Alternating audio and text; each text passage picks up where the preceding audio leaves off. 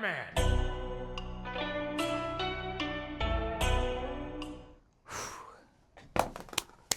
Hi, welcome to China Uncensored. I'm your host, Chris Chappell. Spies, they're everywhere.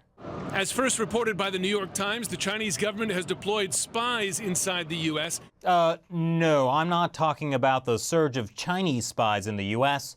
I'm talking about spies inside China, hostile foreign forces. And believe me, I should know. Spies in China are out of control, as you may have seen from this recent documentary. And the Chinese people must be vigilant against these foreign spies. Fortunately, the Communist Party's days of helplessness are over. No longer will spies be able to freely walk down the streets of China without consequence. Because according to Xinhua news agency, China has created a hotline you can call to report on spies. Now I know what you're thinking. But your phone bill. Oh, don't be silly. Just dial 12339. That's right. Just dial 12339 to report a spy. And don't worry, making false accusations against people is illegal, so there's no way this could devolve into some kind of Hitler Youth thing. But how do you spot a spy? Well, as someone from the hotline told the New York Times, anyone can be a spy, and anyone can also not be a spy. You see, all you have to do is separate out the spies from the not spies. Here, let's take a look at a typical scenario.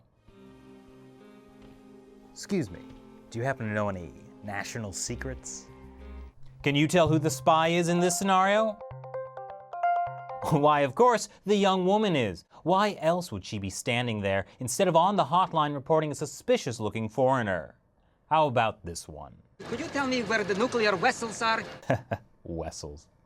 But if you're still confused, last year, the China Folk Counter-Espionage Manual, whose origin is dubious, began circulating on the Chinese internet. And it has some useful tips for weeding out spies.